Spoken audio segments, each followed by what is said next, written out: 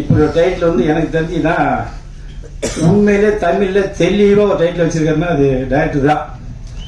இதுக்கே நீங்க ஒரு கை தட்டணும், விசில் அடிக்கணும், இதை நீங்க எல்லா பக்கம் வந்து சேர்க்கணும்.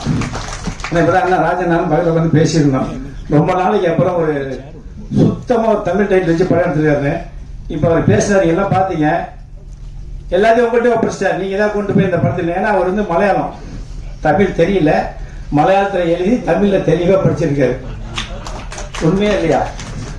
இதுதான் என்னன்னா அவர் எந்த அளவுக்கு தமிழ நேசிச்சு வந்து படம் எடுத்திருக்காருன்னா நம்ம இவர்களை நம்ம தூக்கி விடணும், யாரையும் நம்ம ஏமாற்றக்கூடாது. ஏன்னா நம்ம நம்பி வந்து தமிழ்நாட்டில் வந்து அவர் மொழி தெரியாம இன்னைக்கு நம்மள்கிட்ட வந்து இந்த பிரசாதத்துல வந்து ஒரு ஆடியோ நடத்துறாருன்னா இது நம்ம கொடுத்து வச்ச மிகப்பெரிய ஒரு பொக்கிஷன் சொல்றேன். தமிழ் சினிமா திரையுலகத்து மிகப்பெரிய ஒரு பொக்கிஷன் நான் சொல்லுவேன்.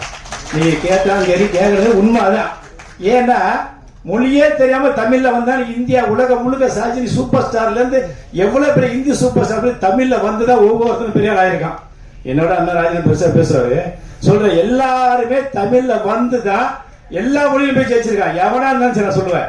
அப்பேற்பட்ட ஒரு தமிழ் தெரியாம நீ ஒரு படத்தை வந்து நீ வச்சிருக்காருன்னா இவர் நம்ம சத்தியமா சொல்லுங்க, இவர் நம்ம சப்போர்ட் பண்ண. ஒவ்வொரு பாட்டு எவ்வளவு தெளிவா தெரிஞ்சு, தமிழ் பாட்டு எவ்வளவு அப்படியே முத்து முத்த அந்த இது மாதிரி வானத்தை போல ஆர் உதயகுமார் பாட்டு அந்த மாதிரி அருமையா இருக்கு.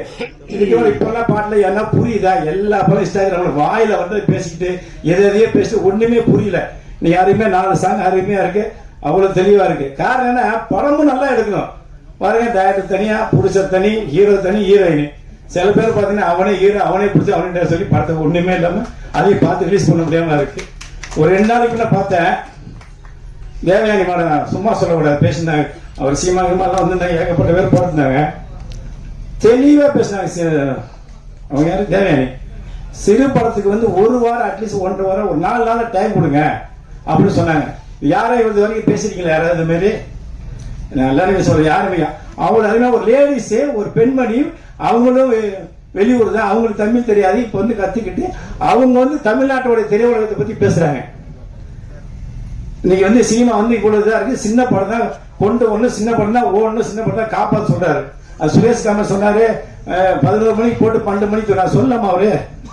சொல்லக்கூடாது. ஏன்னு கேட்டா அவரு பெரிய புடிச்சரு, அவரும் சின்ன படமா இருந்தா மெரியால வந்தாரு. அப்படிங்கும்போது அது நல்லா நான் பார்த்தேன், சில பேரோட பார்க்க மாட்டேன். ரொம்ப வருத்தமா இருக்கு. ஏன்னா ஒரு தயாரிப்பாளர் சங்கத்துல ஒரு பெண்மணி சொல்லி நான் சப்போர்ட் பண்ணணும். ஏன்னா இன்னைக்கு 100 படம் வரதுனா 80 படம் சின்ன படம் தான் நீ தியேட்டர்ல தமிழ்நாட்டுல ஓடிட்டு இருக்காரு. எந்த படம் வரல. இந்த குட் பேட் அட்லின்னு ஓடிச்சா முடிஞ்சு போயிட்டு அஜித் எப்ப காட்சி இருப்போம் யாரும் தெரியும். இந்த அடுத்து ஒன்னாந்து ரேகன் ஒரு இவரு படம் வருது, ரோனா சூர்யா படம் ஒண்ணு ரெட்ரோ. அது மாதிரி வருஷத்துக்கு ஒரு படம் வச்சு அவங்க போயிடுறாங்க. பாக்கி 364 படம் சின்ன படம் தான் வந்து காப்பாத்திட்டு இருக்கு. அதை யாருமே சப்போர்ட் பண்ண. காரணம் என்ன? நம்மளும் படம் ஒழுங்கா எடுக்காதுதான் ஒரு மெயின் காரணமே. நீங்க படத்தை தெளிவா எடுத்தீங்கன்னா கண்டிப்பா படம் எந்த தேட்டர் பாருங்க. இந்த ஏப்ரல் மே ஜூன்லாம் பாத்தீங்கன்னா வெறும் வெயில். சில பேர் போர் அடிக்க போய் தேட்டர்ல போய் உட்காந்து படம் பார்க்க போவான். அவன் அந்த படம் பார்க்கறது 250 ரூபாய் கொடுக்கும்போது அந்த படம் நல்லா தானே உட்காருவான். நீங்க சொல்றது திருச்சியில 100 ரூபா சார், எங்க 290 சார். இல்ல சார் 200 சொல்ல சார், வாய் தவறு வந்துச்சு நினைக்கிறேன்.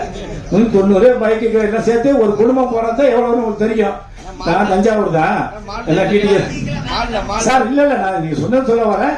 நான் 200 ரூபா சொன்னா 10 ரூபா 200 ரூபா தப்பா. ஏன்னா ஒரு பையன் வந்து ஒரு டீ சாப்பிடுறதுனால 50 ரூபாவது அது எல்லாம் தேட்ட முடியும். இன்னைக்கு சினிமா வந்து மெயினா ஓடாது காரணம் நம்ம ஆளுங்க படம் ஒழுங்கா எடுக்கிறதுங்கிறது நான் ஆணித்தரமா சொல்லுவேன்.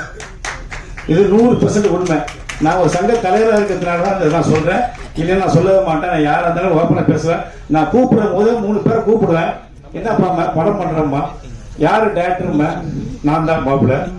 பிடிச்சது நான் தான்மா, டேரக்டர் நான் தான். படம் ஓடுமா யாரும் பார்க்க மாட்டேன். அதுக்காகவே நான் என்ன சொல்லுவேன், நேற்று கூட வந்தார் 3 கோடி ரூபாய் வச்சிருந்தார். நீ டைரக்டரா இருந்துக்கோ, நீ பிடிச்சரா இருந்துக்கோ, நீ ஹீரோ இருந்தா படம் ஓடும் அப்படின்னா நான் சப்போர்ட் பண்ணுவேன். அப்பதான் படம் ஓடும், இல்லைன்னா ஓடாது. தயவு செய்து நீ டேரக்டர் சொல்லிட்டு புடிச்சு சொல்லி ஏமாத்தாத சொல்லி 3 பேர் சொல்லி அனுப்புறேன். காரணம் என்னன்னா தியேட்டர்ல ஓடல நீ படமே ஒழுங்கா இருக்குல்ல. 200 ரூபாய் சொன்னா 190 ரூபாய் கொடுத்து 4 பேர் போய் படம் பார்க்கணும், பாதி வெளியே வந்துடுறான்.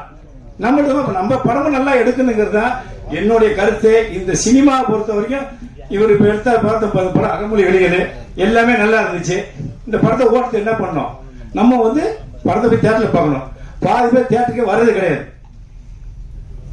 என்ன காரணம் கேட்டீங்கன்னா, படம் சொல்றது நல்லா இல்ல போகல அப்படின்னு. இப்ப இந்த படம் நல்லா இருக்கு அப்படின்னா இது 4 பேர் பார்த்து சொன்னாலும் இந்த படம் வெற்றி அடையும். இதுக்கெல்லாம் சினிமா துறையை பொறுத்த வரைக்கும் சிறு படம் எல்லாருமே நல்லபடியா படம் எடுத்தீங்கன்னா எந்த படம் ஓடுங்கிறது என்னுடைய கருத்து.